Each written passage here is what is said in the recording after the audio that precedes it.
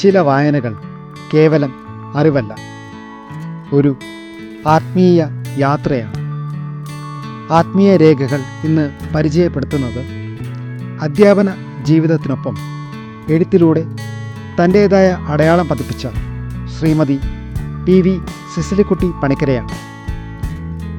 പ്രശസ്തിയുടെ ലോകത്തിന് പുറത്ത് വിശ്വാസത്തിൻ്റെ വഴിയിലൂടെ ശാന്തമായി നടന്ന എഴുത്തുകാരി.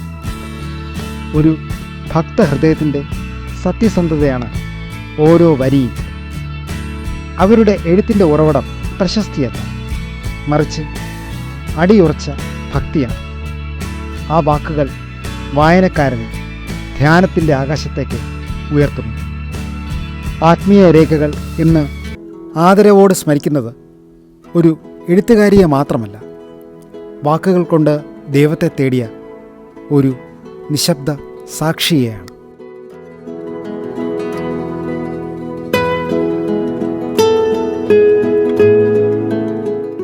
വളരെ ദൈവഭക്തിയുള്ള,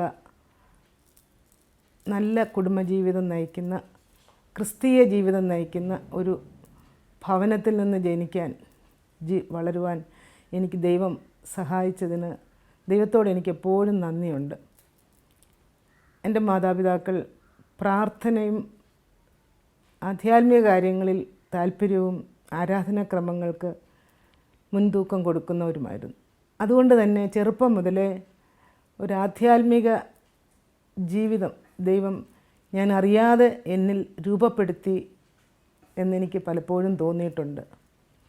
എൻ്റെ സ്കൂൾ വിദ്യാഭ്യാസം തൊട്ടടുത്ത സ്കൂളിലായിരുന്നു. പിന്നീട് എൻ്റെ അമ്മ പഠിപ്പിക്കുന്ന സ്കൂളിൽ, മൈലപ്ര സേക്രഡ് ഹാർട്ട് സ്കൂളിൽ അമ്മയോടൊപ്പം അവിടെ ഒരു വർഷം ഞാൻ അവിടെ പഠിക്കാനിടയായി. അത് കഴിഞ്ഞിട്ട് പത്തനംതിട്ട മാർത്തോമ്മ ഹൈസ്കൂളിൽ ഇംഗ്ലീഷ് മീഡിയം ബാച്ചിൽ പഠിക്കാനായിട്ട് എന്നെ അവിടെ ചേർത്തു. അവിടെയായിരുന്നു പിന്നീടത്തെ സ്കൂൾ ജീവിതം. അത് കഴിഞ്ഞ് കാലിക്കറ്റ് കോളേജ് പത്തനംതിട്ടയിൽ BSc വരെ പഠിച്ചിട്ട് പിന്നെ SB കോളേജ് ചങ്ങനാശ്ശേരിയിൽ MScക്ക് പഠിച്ചു.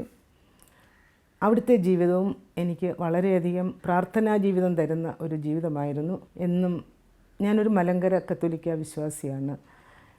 അവിടെ ചങ്ങനാശ്ശേരിയിൽ ചെന്നപ്പോൾ എന്നും സന്ധ്യാപ്രാർത്ഥന, ജപമാല പ്രാർത്ഥനയും അതുപോലെ തന്നെ എല്ലാ ദിവസവും വിശുദ്ധ കുർബാനയും ഒക്കെ ഉണ്ടായിരുന്നതുകൊണ്ട് അതൊക്കെ എനിക്ക് സാധിച്ചു. ദൈവം എന്നെ അനുഗ്രഹിച്ചു. MSc കഴിഞ്ഞിട്ട് എനിക്ക് ഉടൻ തന്നെ മറിവാനീസ് കോളേജിൽ ജോലി ലഭിച്ചു. അത് കഴിഞ്ഞിട്ട് ഉടൻ തന്നെ ലഭിച്ച് 2 മാസം കഴിഞ്ഞ ഉടനെ തന്നെ എനിക്ക് അഞ്ചൽ സെൻറ്റ് ജോൺസ് കോളേജിലേക്ക് ട്രാൻസ്ഫർ ആയി. 4 വർഷം ഞാൻ അവിടെയായിരുന്നു. അതെന്നെ ആധ്യാത്മികമായി വളരെയധികം വളർത്തിയ ഒരു കാലഘട്ടമാണ്. ബഹുമാനപ്പെട്ട DM സിസ്റ്റേഴ്സിൻ്റെ ഹോസ്റ്റലിൽ താമസിച്ച് ഉള്ളൊരു അധ്യാപന ജീവിതമായിരുന്നു അവിടെ ആയിരുന്നപ്പോഴാണ് മറിവാനീസ് കോളേജിലുള്ള അധ്യാപകനെ കൊണ്ട് എൻ്റെ വിവാഹം നടന്നത്. വിവാഹം കഴിഞ്ഞിട്ട് ആണ് മറിവാനീസിൽ വരുന്നത്. വന്നു കഴിഞ്ഞിട്ട് 2 കുഞ്ഞുങ്ങൾ ദൈവം തമ്പുരാൻ എനിക്ക് തന്നു. ഒരു ജീവിതം ഞാൻ തിരഞ്ഞെടുത്തതല്ല, ദൈവം എന്നെ തിരഞ്ഞെടുത്ത് ഈ വഴികളിലൂടെ കൊണ്ടുപോവുകയായിരുന്നു.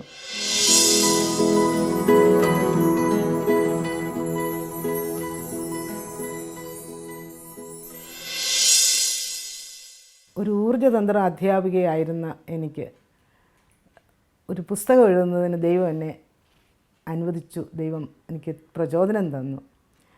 സ്വർഗീയ വിരുന്ന് എന്നാണ് ആ പുസ്തകത്തിൻ്റെ പേര്. അത് എഴുതുന്നതിനുണ്ടായ കാരണം ഞാൻ വിവരിക്കുന്നതിന് മുമ്പ് തന്നെ അതൊരു ഭാവനയിലുള്ള ഒരു പുസ്തകമാണ്. അപ്പോൾ എന്നെ സംബന്ധിച്ച് എനിക്ക് ഈ ദൈവിക കാര്യങ്ങൾ ഭാവന പലപ്പോഴും ഉണ്ടാകുന്നുണ്ട്. ചെറുപ്പത്തിലും ഉണ്ടായിരുന്നു. റിട്ടയർ ചെയ്ത് കഴിഞ്ഞ് അത് നല്ലതായിട്ടും ആ ഭാവന വന്നു. കുറച്ചുകൂടെ ദൈവശാസ്ത്രവും ബൈബിളും ഒക്കെ പഠിക്കുകയും മനസ്സിലാക്കുകയും ചെയ്ത്, ഈശോയുടെ കാര്യങ്ങളൊക്കെ പഠിക്കുകയും മനസ്സിലാക്കുകയും ചെയ്ത് കഴിഞ്ഞപ്പോൾ ആ ഭാവന എന്നിൽ ഒത്തിരിയൂടെ വർദ്ധിച്ചു. ഒരു ഉദാഹരണം പറയുകയാണെങ്കിൽ, മംഗളവാർത്ത തിരുനാൾ നമ്മൾ ആഘോഷിക്കുന്നുണ്ട്. എന്നാൽ ഈ മംഗളവാർത്ത തിരുനാൾ എന്നെ സംബന്ധിച്ച് ഞാൻ ചിന്തിക്കുമ്പോൾ ഗബ്രിയേൽ മാലാഖ വന്ന് പരിശുദ്ധ അമ്മയോട് ഈശോ ജനിക്കുന്നതിനുള്ള സമ്മതം ചോദിക്കുകയും അമ്മ അത് അനുവദിക്കുകയും ഈശോ ആ നിമിഷം അമ്മ ഫിയാത്ത് പറഞ്ഞ സന്ദർഭത്തിൽ ഈശോ വന്ന് അമ്മയുടെ ഉദരത്തിൽ ഉരുവാകുകയും ചെയ്ത ഒരു സംഭവം മാത്രമല്ല ഈ മംഗളവാർത്ത തിരുനാളെന്ന് ഞാൻ പലപ്പോഴും ഓർക്കാറുണ്ട്. ഇത് ഞാൻ വളരെ വിശാലമായിട്ട് ഈ മംഗളവാർത്തയെ ഓർത്ത് ധ്യാനിക്കുകയും ഭാവന ചെയ്യുകയും ചെയ്യുന്ന എനിക്ക് ഏറ്റവും ഭാവനയ്ക്ക് ഉള്ള ഒരു വിഷയമാണ് മംഗളവാർത്ത. അതായത് കർത്താവായ യേശുതമ്പുരാൻ പരിശുദ്ധ അമ്മയുടെ ഉദരത്തിൽ ഉരുവായി ജനിച്ചു എന്നുള്ളതല്ല. ജനിച്ച നിമിഷം തന്നെ, പരിശുദ്ധ അമ്മ സമ്മതം കൊടുത്ത നിമിഷം തന്നെ ഈശോ ഉരുവാവുകയും ഈശോ ജനിക്കുകയും ആ സമയം തന്നെ പിതാവായ ദൈവം ഈശോയെപ്പറ്റി എന്തെല്ലാം കാര്യങ്ങൾ രക്ഷാകര പദ്ധതിയിലൂടെ പൂർത്തിയാക്കാൻ ഉദ്ദേശിച്ചിരുന്നോ ആ സംഭവങ്ങളെല്ലാം നടക്കുമെന്ന് ഉറപ്പായ ഒരു ജനനമായിരുന്നു ആ നടന്നത്. ഈശോയുടെ ജനനം കൊണ്ട് നടക്കുന്നത് ഈശോയുടെ മരണം, ഈശോയുടെ ഉത്ഥാനം, ഈശോയുടെ സ്വർഗാരോഹണം, ദൈവത്തിനോടൊപ്പമായിരിക്കുക, വീണ്ടും രണ്ടാം വരവ്, ഇത്രയും കാര്യങ്ങൾ ആ മംഗളവാർത്ത സമയത്ത് നടന്നു കഴിഞ്ഞു അല്ലെ നടക്കുന്നു എന്ന് ഉറപ്പാകുന്ന ഒരു സന്ദർഭമാണ് മംഗളവാർത്ത തിരുനാൾ. അപ്പം മംഗളവാർത്തയെ ഓർക്കുമ്പോൾ ഈശോയുടെ പരസ്യജീവിതം ഓർക്കും, ഈശോയുടെ മരണമോർക്കും, ഈശോയുടെ ഉത്ഥാനം. അതായത് മരിക്കാൻ വേണ്ടി ജനിച്ചതാണ് യേശു തമ്പുരാൻ. ലോകത്തിലുള്ള എല്ലാ മനുഷ്യരും ജനിച്ച് ജീവിച്ച് കുറേ കാര്യങ്ങൾ ചെയ്യാൻ വേണ്ടി ജനിച്ചവരാണ്. എന്നാൽ ഈശോ തമ്പുരാൻ മാത്രം ഈ ലോകത്തിൽ ജനിച്ചത് മരിക്കാൻ ആയിട്ടാണ്. മരിക്കാൻ വേണ്ടി ജനിച്ചവനാണ് ഈശോ. ആ സന്ദർഭമാണ് ഈ മംഗളവാർത്ത തിരുനാൾ. അതൊന്ന് ഓർക്കുമ്പോൾ, കർത്താവ് അമ്മയുടെ ഉദരത്തിൽ വന്നു എന്ന് ചിന്തിക്കുമ്പോൾ അപ്പോഴേ ഓർക്കും ആ മരണം നടക്കുന്നു, ആ കുരിശുമരണം, ആ ഉത്ഥാനം, ആ സ്വർഗാരോഹണം, പരിശുദ്ധാത്മാവിനെ തരുന്നത് എല്ലാം നടക്കുന്നു, ലോകത്തെ മുഴുവൻ രക്ഷിക്കുന്നു.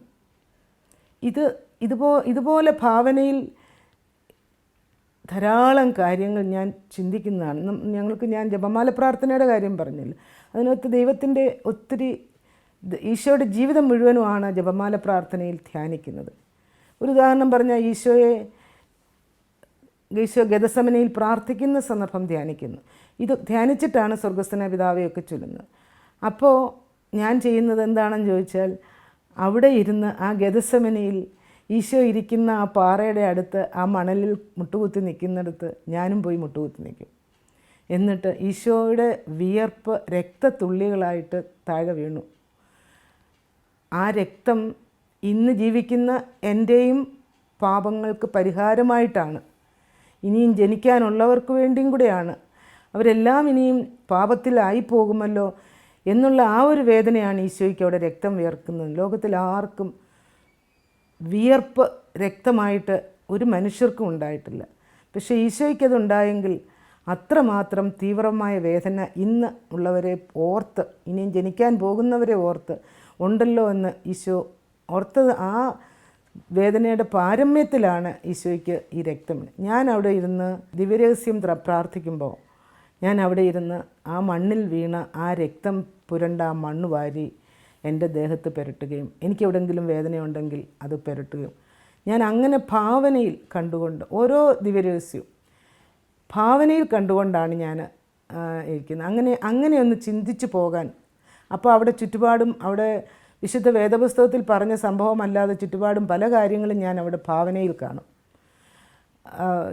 ഹോളി ലാൻഡിൽ 2 പ്രാവശ്യം പോകാൻ ദൈവം അനുവദിച്ചിട്ടുണ്ട്. അതുകൊണ്ട് ആദ്യത്തെ പ്രാവശ്യം പോയപ്പോൾ ഈ സ്ഥലങ്ങളെല്ലാം മനസ്സിൽ പതിഞ്ഞത് മനസ്സിലുണ്ട്. അപ്പോൾ ആ അനുഭവം ചേർത്ത് വെച്ചുകൊണ്ട് അവിടെ ആയിരുന്നു കൊണ്ട് പലതും ഈശോയുമായി ബന്ധപ്പെടുത്തി എന്നെയും കൂടെ ചേർത്ത് ഞാനും അവിടെ നിൽക്കുന്നതായിട്ട് ഒക്കെ ഭാവനയിൽ കണ്ടുകൊണ്ട് ചെയ്യുന്ന ആ ഒരു പ്രകൃതം, അങ്ങനെ ഒരു സ്വഭാവം എനിക്കുണ്ട്. വളരെയധികം വിശാലമായിട്ട് പറന്ന ഭാവനയിലേക്ക് അങ്ങ് മാറിപ്പോകുന്നത് ഈശോയോട് ചേർന്ന് നിന്നുണ്ട്. അതിൻ്റെ ഒരു ലക്ഷണമാണ്, അല്ലെങ്കിൽ അതിനുള്ള മറ്റൊരു ഉദാഹരണമാണ് എൻ്റെ ഈ സ്വർഗീയ വിരുന്ന് എന്ന പുസ്തകത്തിൻ്റെ കാരണം. ഞാൻ ഈ പുസ്തകം എഴുതിയത് 2022 അതിന് 4 വർഷം മുമ്പ് മുതൽ എനിക്ക് ഈ പുസ്തകം, ഞാനൊരു പുസ്തകവുമായി ബന്ധപ്പെടുത്തി ഞാൻ ഒരിക്കലും ചിന്തിച്ചിട്ടില്ല. പക്ഷേ ഈശോ സ്വർഗാരോഹണം ചെയ്ത സമയത്ത്, ഞാൻ നേരത്തെ പറഞ്ഞതുപോലെ ഈശോ ഭൂമിയിലേക്ക് വന്നു. ദൈവം എന്ന് ഉണ്ടോ അന്ന് ഈശോ ഉണ്ട്. ദൈവമുള്ളപ്പോഴേ ഈശോ ജനിച്ചതാണ്. ഒരു സെക്കൻഡ് പോലും ഗ്യാപ്പില്ലാതെ ഈ ദൈവം ഉണ്ടായിരുന്ന സമയത്ത് ഈശോ ഉണ്ട്. ആ ഈശോ ഭൂമിയിലേക്ക് വന്ന് മനുഷ്യൻ പാപത്തിലായി പോകുമെന്നും മനുഷ്യനെ രക്ഷിക്കണമെന്നും അതിനുവേണ്ടി ഈശോയ്ക്ക് ജനിക്കാനൊരു അമ്മ വേണമെന്നും ഒക്കെ പിതാവിൻ്റെ ഭാവനയിലുണ്ടായിരുന്നു.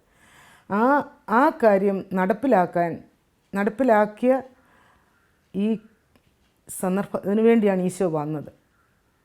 അപ്പോൾ ദൈവത്തിൻ്റെ പദ്ധതി എന്തായിരുന്നോ, മനുഷ്യകുലത്തെ രക്ഷിക്കുക, തൻ്റെ ഏകജാതൻ, തൻ്റെ ഓമന മകൻ ഭൂമിയിൽ വന്നിട്ട്, ഓമന മകൻ ദൈവമാണ്, പിതാവായ ദൈവത്തെ പോലെ തന്നെ ദൈവമാണ്, ഒട്ടും സബോർഡിനേറ്റ് അല്ല, ഒട്ടും താഴെയല്ല.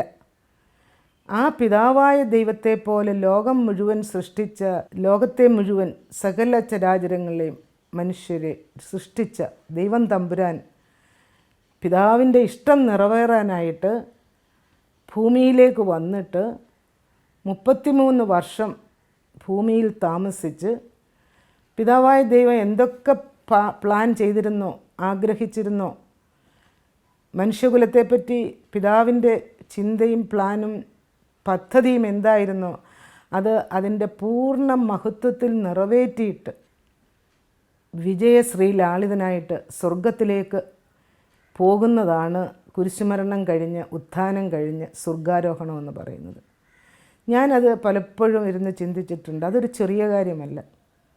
ഈശോ ഇവിടെ വന്നു ദൈവം ആഗ്രഹിച്ചതെല്ലാം നടത്തി സ്വർഗത്തിൽ ചെല്ലുമ്പോൾ വെറുതെ കയറി അവിടെ അങ്ങ് ഇരിക്കുകയല്ല, അവിടെ അങ്ങ് ആയിരിക്കുകയല്ല.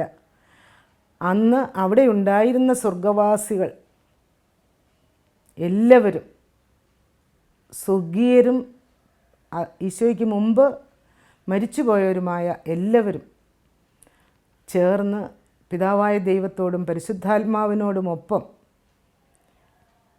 ഈശോയ്ക്ക് വലിയൊരു സ്വീകരണം അവിടെ കൊടുത്തു കാണുമല്ലോ.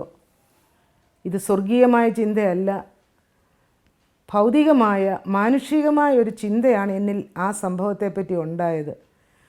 ആ സ്വീകരണം എന്തു വലിയൊരു സ്വീകരണമായിരിക്കും. ഞാൻ അതിനെ ഒരു ഭൗമികമായ രീതിയിൽ ചിന്തിക്കുമ്പോൾ ഞാൻ ഓർത്തു പോകുന്ന ഒരു ഉദാഹരണം ഇതാണ്.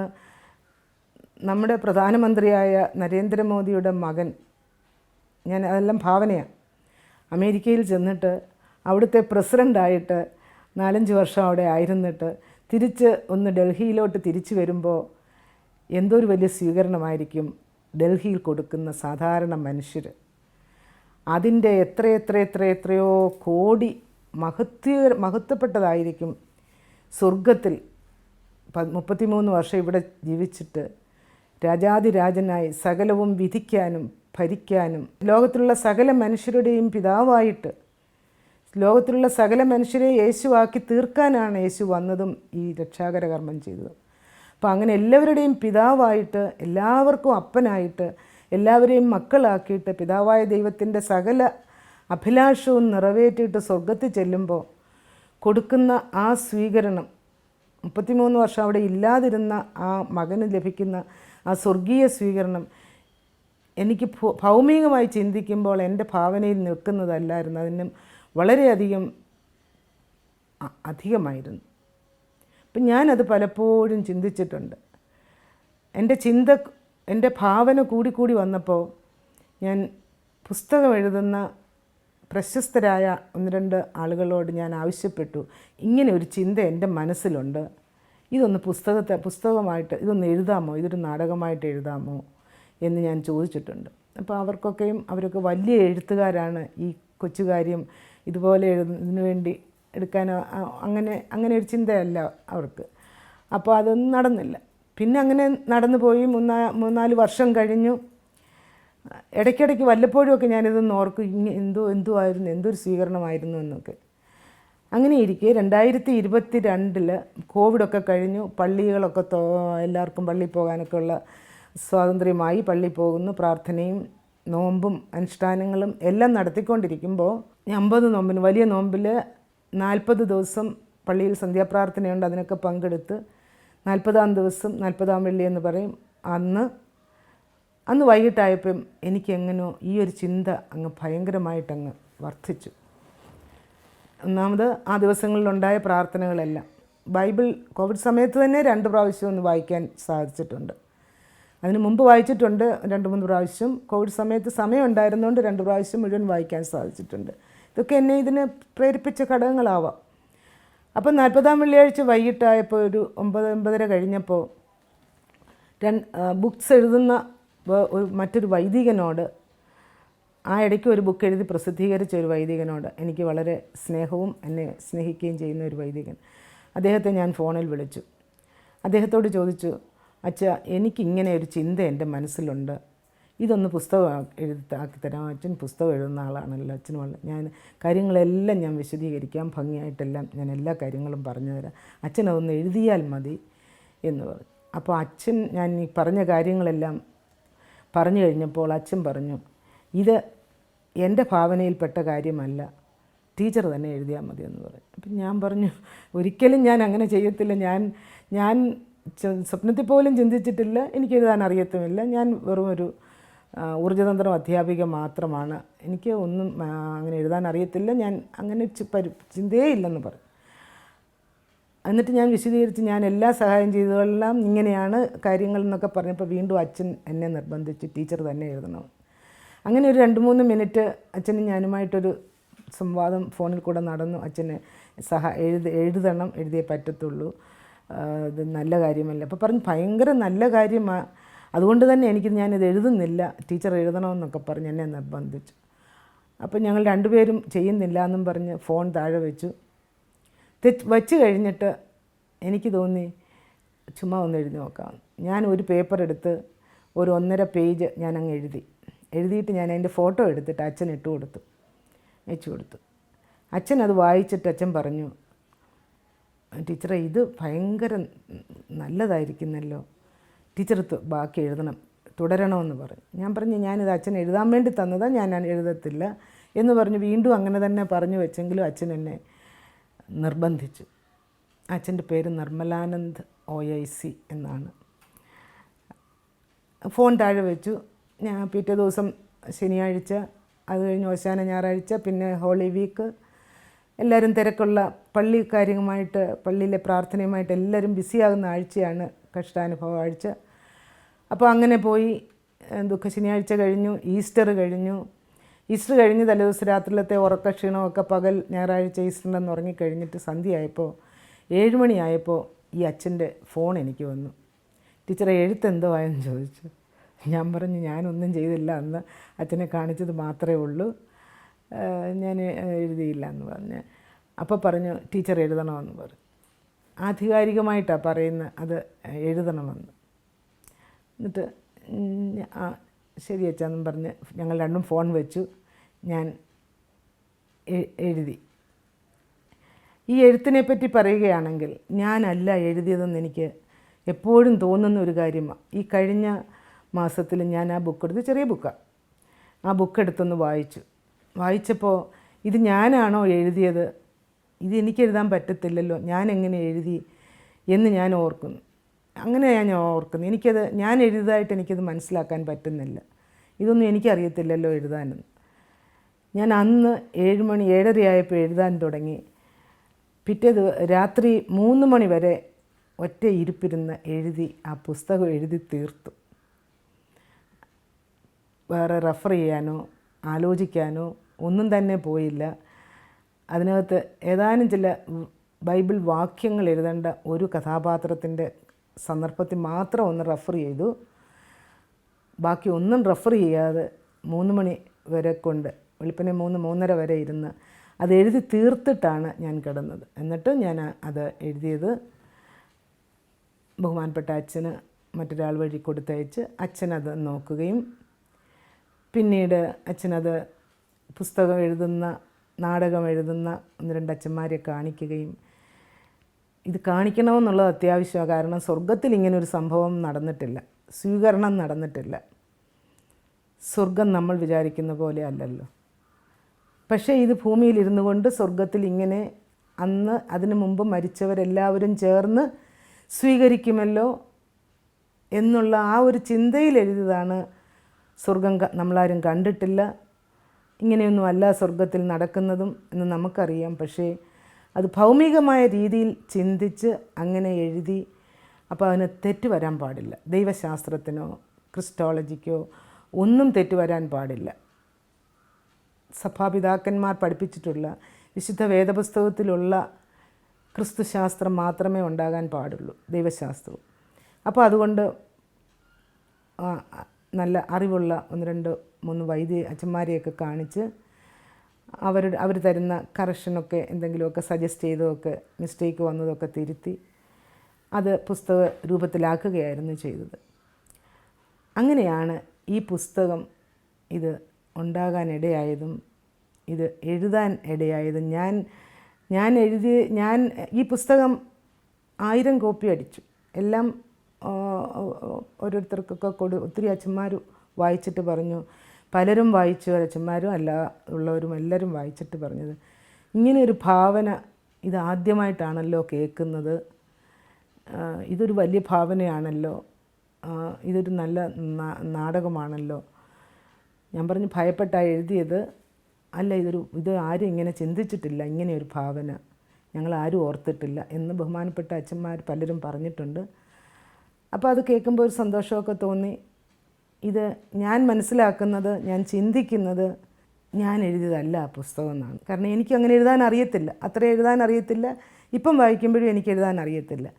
അത് ഇത്രയും മണിക്കൂർ കൊണ്ട് അത് എഴുതി തീർക്കണമെങ്കിൽ ദൈവത്തിൻ്റെ അവിടെ കൂടെ ഉണ്ടായിരുന്നു. ദൈവം എഴുതിപ്പിച്ചതാണ്, പറഞ്ഞു തന്നതാണ്. ബൈബിളിൻ്റെ പശ്ചാത്തലം എനിക്കുണ്ട്, ബൈബിളിൻ്റെ ഓർമ്മയും അറിവും എല്ലാം ആ കാലഘട്ടത്തിൽ കുറച്ചുകൂടെ ഉണ്ടായിരുന്നു. വായിച്ചിരിക്കുന്നതൊക്കെ മനസ്സിൽ ഓർത്ത് നിൽക്കുന്ന ഒരു സമയവും കൂടെ ആയിരുന്നു. അപ്പോൾ അതുകൊണ്ട് അതെന്നെ സഹായിച്ചു. അങ്ങനെ അത് എഴുതി എന്നല്ലാതെ ഞാനാണോ അത്രയും കാര്യങ്ങൾ എഴുതിയത്? 52 കഥാപാത്രങ്ങളുണ്ട്. ആ സമയത്തിന് തൊട്ട് മുമ്പ് മരിച്ച വിശുദ്ധ വേദപുസ്തകത്തിലെ വലതുഭാഗത്തെ കള്ളൻ എന്ന ആ വ്യക്തിയും അതിനകത്തിലുണ്ട്. യേശുവിനെ ഒറ്റിക്കൊടുത്ത യൂദാസ് കറിയോത്തായും അവിടെ സ്വർഗത്തിൽ സ്വീകരിക്കാൻ നിൽപ്പുണ്ട്. അപ്പോൾ ആരൊക്കെയോ ചോദിച്ചു, യൂദാസ് കറിയോത്ത ഒക്കെ ഉണ്ടോ, അത് ശരിയാണോ? അപ്രകാരമൊന്നും ഞാൻ ചിന്തിച്ചില്ല. എല്ലാവരെയും രക്ഷിക്കാൻ വന്ന പൊന്നേശു തമ്പുരാൻ തൻ്റെ കുരിശുമരണത്തിലൂടെ ഉത്ഥാനത്തിലൂടെ സകല മനുഷ്യരെയും രക്ഷിക്കാൻ വന്ന യേശു തമ്പുരാൻ യൂദാസ് കറിയാത്തോയോടും ഒറ്റിക്കൊടുത്ത യൂദാസ് കറിയാത്തോയോടും എപ്രകാരമാണ് പ്രവർത്തിക്കുന്നത്, വിധി മുഴുവൻ പിതാവ് എന്നെ ഏൽപ്പിച്ചിരിക്കുന്നുവെന്ന് ഈ ലോകത്തിൽ ജീവിക്കുമ്പോൾ കർത്താവ് പറഞ്ഞിട്ടുണ്ട്. അപ്പോൾ എപ്രകാരമാണ് അവിടെ നടക്കുന്നതെന്നൊന്നും നമുക്കറിയില്ല. പക്ഷേ എൻ്റെ കഥാപാത്രങ്ങളുടെ എണ്ണം കൂട്ടുന്നതിനായിട്ട് ആദ്യം എഴുതി വന്നപ്പോൾ പേജ് കുറവാണെന്ന് തോന്നി, 100 പേജെങ്കിലും ആക്കണമെന്ന് വിചാരിച്ച് കഥാപാത്രങ്ങളെ കുറച്ചുകൂടെ വിപുലീകരിച്ചപ്പോൾ എല്ലാവരും തന്നെ അതിനകത്തിലുണ്ട്. തൊട്ട് മുമ്പ് മരിച്ചവർ മുതൽ തുടക്കം മുതൽ ആദം ഹൗവ തുടങ്ങി ഉള്ള എല്ലാവരും, പിതാവായ ദൈവവും എല്ലാവരും ഉൾപ്പെട്ട് 52 കഥാപാത്രങ്ങളെ ഉൾപ്പെടുത്തി ഉള്ള ഒരു നാടകമായിട്ടാണ് ഈ പുസ്തകം എഴുതിയിരിക്കുന്നത്. അത് പരിശുദ്ധാത്മാവ് എന്നെ സഹായിച്ചു എന്ന് ഞാൻ തീർച്ചയായും വിശ്വസിക്കുന്നു. ഞാൻ ഒരു രീതിയിലും മലയാളം എഴുതുകയോ അങ്ങനെയൊന്നുമുള്ള യാതൊരു അറിവുമില്ല. എൻ്റെ സെക്കൻഡ് ലാംഗ്വേജ് പോലും ഹിന്ദിയായിരുന്നു. അപ്പോൾ അങ്ങനെയുള്ള കഴിവോ അറിവോ അല്ല, പരിശുദ്ധാത്മാവ് സഹായിച്ച് എഴുതി എന്ന് മാത്രമേ എനിക്ക് ആ പുസ്തകത്തെപ്പറ്റി പറയാനുള്ളൂ. ഇതിനുശേഷം 2023 മറ്റൊരു ബുക്കും എഴുതുന്നതിന് ഈശോ എന്നെ സഹായിച്ചു. അത് ഇത്തരത്തിലുള്ളൊരു ബുക്കല്ല.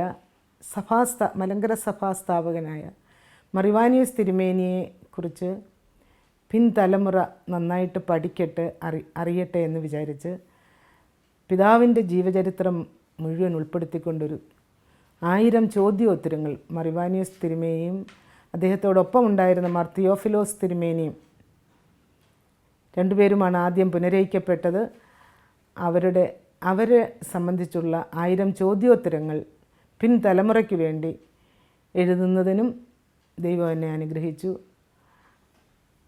അത് മറിവാനിയോസ് തിരുമേനിയാണ് ഞങ്ങളുടെ മലങ്കര സഭ സ്ഥാപിച്ചത്. അതിൻ്റെ ചരിത്രത്തിലേക്ക് ഞാൻ പോകുന്നില്ല. ഒരു വിശ്വാസം മാത്രമായിരുന്ന 16-ാം നൂറ്റാണ്ട് വരെ ഒരു വിശ്വാസം മാത്രമായിരുന്ന മലങ്കര സഭയിൽ 16-ാം നൂറ്റാണ്ടിൽ അതിന് വിഭജനമുണ്ടാവുകയും പിന്നീട് പല പല വിഭജനങ്ങൾ നടക്കുകയും അതിൽ മനപ്രയാസപ്പെട്ട് മനം നൊന്ത് കർത്താവിൻ്റെ ഗാത്രത്തെ വീണ്ടും മുറിക്കുകയാണല്ലോ ഈ സഭയുടെ വിഭജനം എന്ന് ചിന്തിച്ച് ധ്യാനിച്ച് മനപ്രയാസപ്പെട്ട് വീണ്ടും എവിടെ നിന്ന് പിരിഞ്ഞു മാറേണ്ടി വന്നുവോ ആ സഭാഗാത്രത്തോട് ചേർന്ന് പുനരയിക്കപ്പെട്ട് ജീവിക്കണമെന്ന് ആഗ്രഹിച്ച് അതിനു മുമ്പ് വളരെയധികം വിശുദ്ധ പിതാക്കന്മാർ വളരെയധികം പ്രാവശ്യം പരിശ്രമിച്ച ഒരു പുനരൈക്യം, അത് സാഫല്യമണിഞ്ഞത് ധന്യൻ മറിവാനിയോസ് പിതാവിലൂടെയാണ്. ആ പിതാവ് സ്ഥാപിച്ച സഭയിലെ അംഗമാണ്, മലങ്കര കത്തോലിക്ക സഭയിലെ അംഗമാണ് ഞാൻ. അപ്പോൾ ആ പിതാവിനെ പറ്റി ഇന്ന് ധന്യൻ എന്ന് മാർപ്പാപ്പ നാമകരണം കൊടുത്തിട്ടുള്ള ആ പിതാവിനെയും അദ്ദേഹത്തോടൊപ്പം അദ്ദേഹത്തിൻ്റെ കൂടെ നിന്ന് ഈ കാര്യങ്ങളിലെല്ലാം ശുശ്രൂഷിച്ച് സഹകരിച്ച് നിന്ന തിയോഫിലോസ് തിരുമേനിയും കുറിച്ച് 1000 ചോദ്യങ്ങൾ ഉണ്ടാക്കുകയായിരുന്നു ഈ പുസ്തകത്തിൽ. അതാണ് ഈ രണ്ടാമത് എഴുതിയ പുസ്തകം, മറിവാനിയോസ് ആൻഡ് മാർ തിയോഫിലോസ് 1000 ചോദ്യോത്തരങ്ങൾ എന്ന് ഉള്ള ആ പുസ്തകം കൂടെ എഴുതുന്നതിന്, പിൽക്കാലത്ത് സഭാ മക്കൾക്ക് സമ്മാനിക്കുന്നതിന് ദൈവം, മറിവാനിയോസ് തിരുമേനിയുടെ ഒരു ഭക്ത കൂടെയാണ് ഞാൻ. മറിവാനിയോസ് തിരുമേനിയുടെ സഹായത്താൽ ദൈവം അതെനിക്ക് ഒരുക്കി തന്നു എന്നുള്ളതും സന്തോഷപൂർവ്വം ഞാൻ ഈ അവസരത്തിൽ ഓർത്തു പോവുകയാണ്.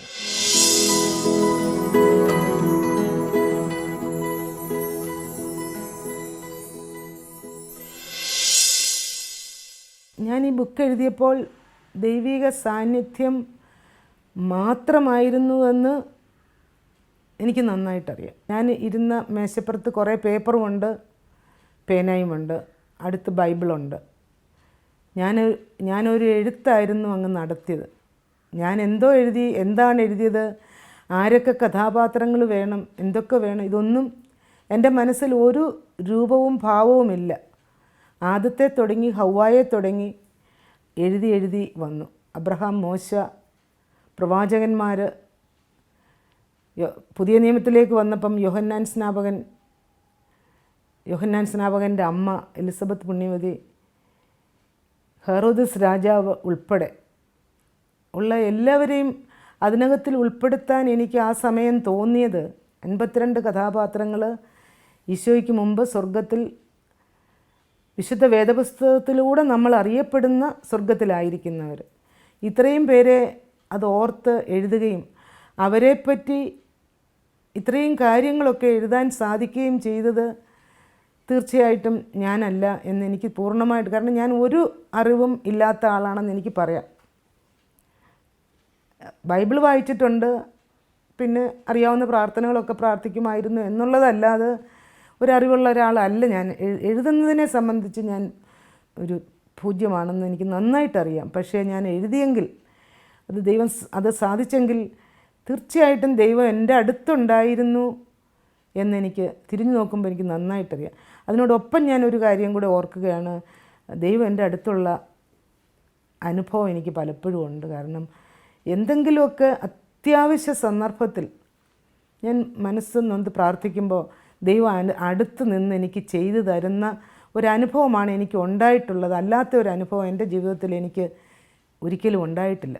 മനപ്രയാസവും ഭാരങ്ങളും ഉണ്ടായിട്ടുണ്ട് ഒത്തിരി. പക്ഷേ എൻ്റെ കാര്യങ്ങളെല്ലാം ഞാൻ ചോദിക്കുന്നതെല്ലാം തരുന്ന ഒരു അനുഭവം ആ ദൈവം എൻ്റെ അടുത്ത് ഉണ്ടെന്ന് ഞാൻ ഫീൽ ചെയ്തിട്ടുണ്ട്, അനുഭവിച്ചിട്ടുണ്ട്. കണ്ണുകൊണ്ട് കണ്ടിട്ടില്ല, പക്ഷേ ഹൃദയം കൊണ്ട് ഞാനത് മനസ്സിലാക്കിയിട്ടുണ്ട്. ഈ പുസ്തകം എഴുതിയപ്പോൾ അത് തീർച്ചയായിട്ടും ഉണ്ടായിരുന്നു. പരിശുദ്ധാത്മാവ് തോന്നിച്ചതാണ് ഞാൻ എഴുതിയത്. ഇത്രയും കഥാപാത്രങ്ങൾ, അവരെപ്പറ്റി ഇത്രയും കാര്യങ്ങൾ പറയാൻ ഞാൻ എങ്ങനെ സാധിച്ചു എന്നുള്ളത് അത് പരിശുദ്ധാത്മാവ് തോന്നിച്ചതാണ് എന്ന് സത്യമായിട്ടും ഞാൻ വിശ്വസിക്കുന്നു.